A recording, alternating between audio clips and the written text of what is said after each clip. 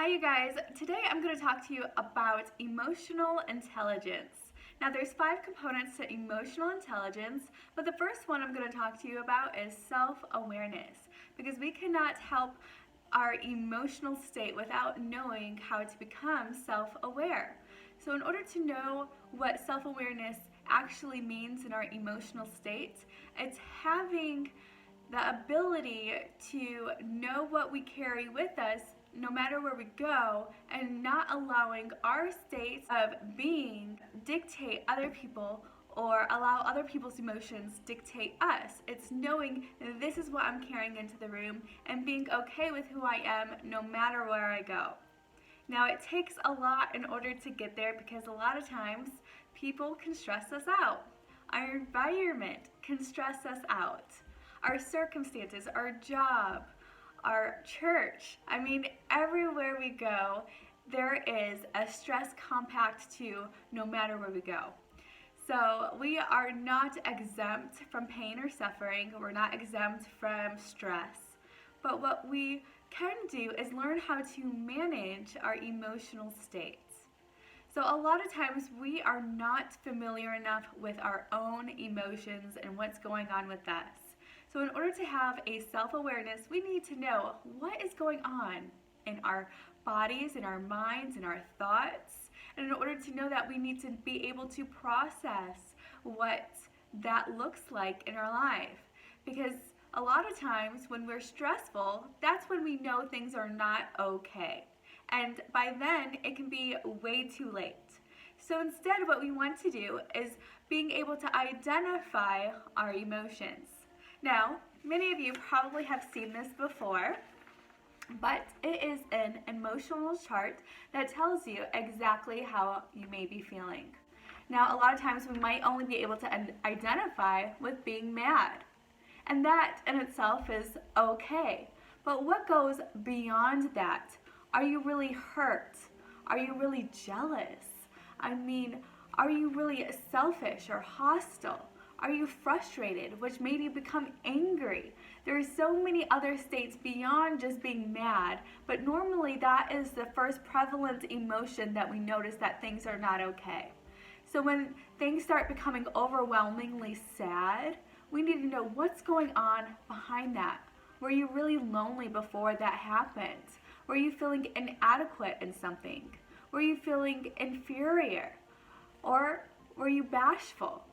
I mean, we have so many different types of emotions that we're not necessarily identifying ourselves with, and we just need to know what those might look like, so we are not necessarily blaming other people's, but taking responsibility for what's going on inside of us. Because we cannot help others unless we know what we bring into the environment, what we bring into our homes, what we bring into our work. A lot of times we might get frustrated at home and we bring that into the work environment, and it just piles up. So then once we get home, we're really pissed off, and it's not a good sight, right? So what we want to do is be able to learn what is going on in the inside of us. What can we identify with the most that's happening? Keeping a daily mood chart can help you with this, of understanding, when am I sad? When am I happy? What happened in order for me to be happy? What happened for me to be sad? Like, what are those trigger points? And eventually we'll get into that later, but first I really want you to be able to identify what's going on in your emotions. Now, because I said that it can be way too late in order for us to figure out our emotions, because normally we don't identify it until stress has happened into our life, until it's completely overwhelming. Symptoms of stress. We need to know, are you fatigued? Are you having sleep difficulties? Are you having chest pains, stomach aches? I mean, all of these are your physical symptoms of what's happening inside of your body. And then you need to know your emotional states. Do you have a loss of motivation? Is there anxiety happening? Do you have mood instability? I mean, all these things we need to be aware of. Also for our behavioral. What are we going to in order to alleviate the stress? Are we going to food? Are we going to drugs?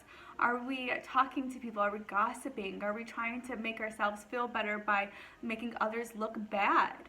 Those things can all be impacted more on stress, and it's not something that alleviates stress.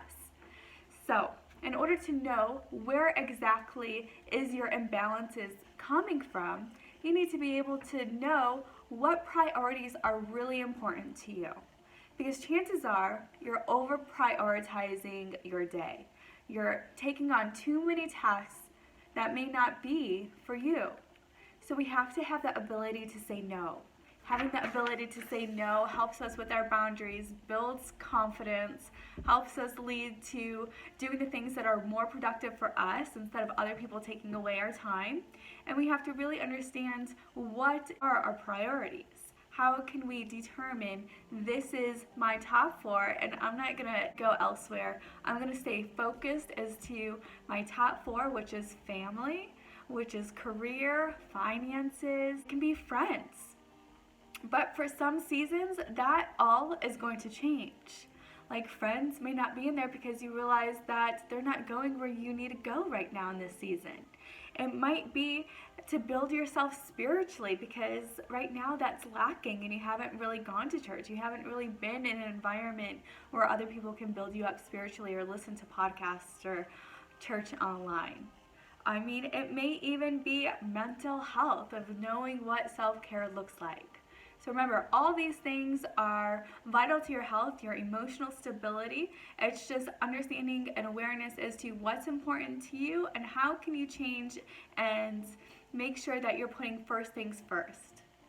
I hope this has helped you in gaining more self-awareness in your emotional state, and stay tuned for next time I talk about our emotional intelligence on self-awareness.